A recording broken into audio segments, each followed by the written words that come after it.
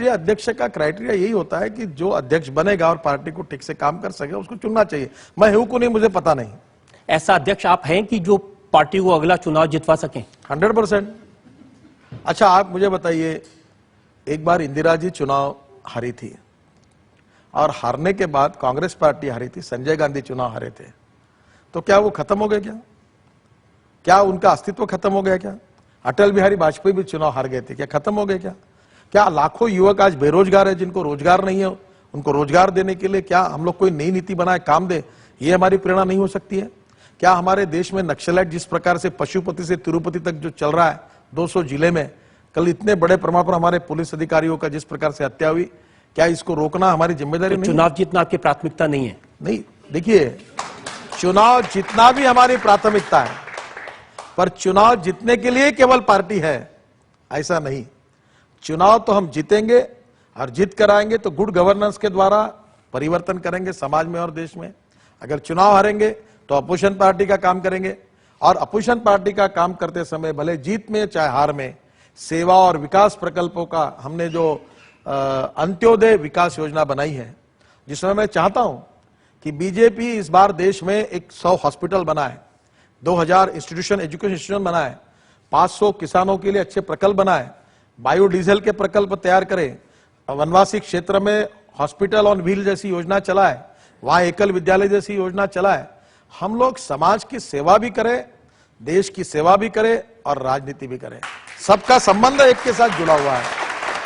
हम 2-4 बने या ना बने, बगैर सत्ता में आए ये संभव है?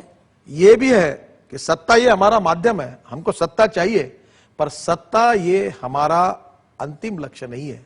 सत्ता ये साधन है, साध्य नहीं हो सकता। मैं एक वादा आपको कर सकता हूं कि अगला चुनाव आपकी पार्टी जीते या हारे, मैं आपको अदालत में एक बार फिर से बुलाऊंगा लोगों का जवाब देने के लिए। मैं जरूर आऊंगा। हम एक ब्रेक के लिए रुकना है और ब्रेक के बाद जब लौटेंगे तो नितिन गडकरी से बात करेंगे उनकी पार्टी में हुए फेरबदल के बारे में। ब्रेक के बाद मनमोहन सिंह जी, प्रणब मुखर्जी जी या और कोई व्यक्ति कांग्रेस के चाहे कितने भी बड़े नेता हो, वो अध्यक्ष बनने का सपना तक नहीं दे सकते, क्योंकि सीट बुक है एक घराने के लिए।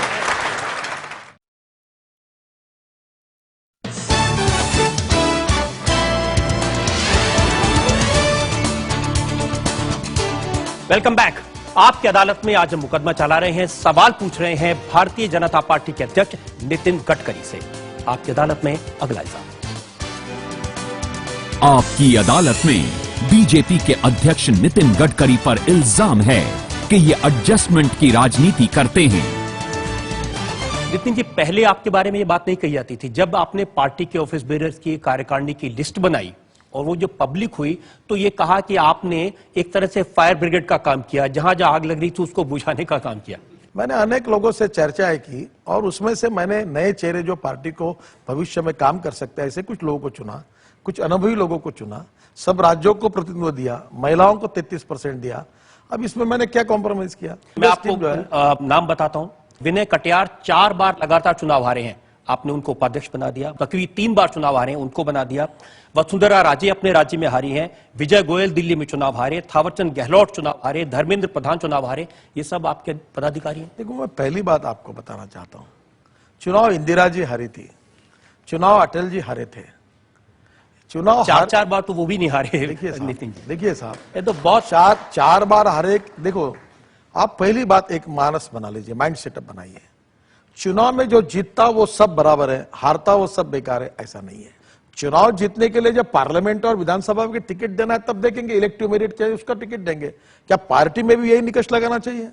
आप कह रहे हैं कि आपने ऐसे लोगों को रखा जो पार्टी को बढ़ा सकते हैं, उनका आप एक बात करें, दूसरा आप मेरी इस पहली बात का जवाब दे दीजिए। पार्टी का विस्तार करने वाले, बढ़ाने वाले हेमा मालिनी, स्मृति ईरानी, विनोद खन्ना, नवजोत सिद्धू, ये जिसको कहते हैं आपने बॉलीवुड का तड़का लगाया कार्यकारिणी में। देखो, नवजोत सिंह सिद्धू युवा में बहुत लोकप्रिय है और मैं उनको काम देने वाला हूं कि हिंदुस्तान के सभी यूनिवर्सिटी में जाकर स्टूडेंट्स की बड़ी बड़ी रैलीज लेकर बीजेपी के विचार के बारे में वो युवा लोगों को अपने साथ जोड़े।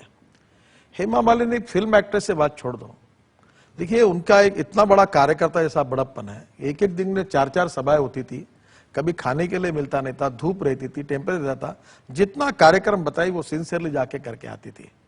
और मुझे लगता है कि एक कार्यकर्ता करके वो श्रेष्ठ है। क्या केवल वो अभिनेता इसलिए उसको टाल देना चाहिए? स्मृति ईरानी, उसको राजनीतिक समझ है, अच्छा भाषण देती है, महंगाई से लेकर सुरक्षा के विषय पर बोलती है, अच्छा काम करती, केवल वो फिल्मों में इसलिए उसको टाल दें?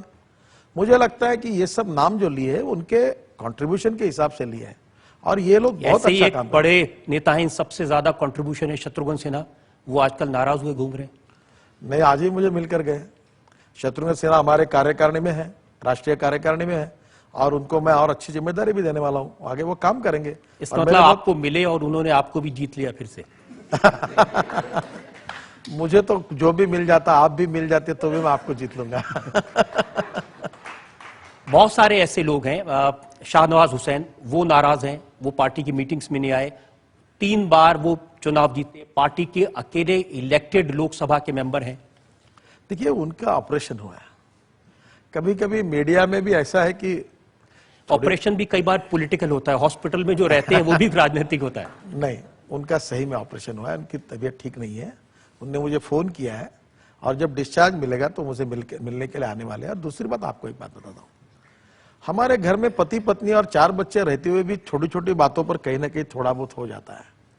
ये तो इतनी बड़ी डेमोक्रेटिक पार्टी है, इतने कैपेबल लोग हैं, उसमें से थोड़ा बहुत कुछ हो जाने के बाद आप जैसे लोग मीडिया के हमारे रोज 1 घंटे में हमारा दिखाते रहते हैं, ये हुआ, ये हुआ, ये हुआ, ये हुआ। अब मुझे लगता है कि राजनीतिक, अच्छा एक बात आप कभी नहीं लिखते हैं, बीजेपी में कम से कम हमने इतना चयन किया, मुझे चुना। जिस पार्टी में मैंने कहा मजाक में, आप भी मुझे बताइए, मनमोहन सिंह जी, प्रणब मुखर्जी जी या और कोई व्यक्ति कांग्रेस के चाहे कितने भी बड़े नेता हो, वो अध्यक्ष बनने का सपना तक नहीं दे सकते क्योंकि सीट बुक है एक घराने के लिए। इंदिरा गांधी, राजीव गांधी, सोनिया गांधी, राहुल गांधी और इसके बाद में जो आने वाला गांधी है उसके लिए भी बुक है सीट।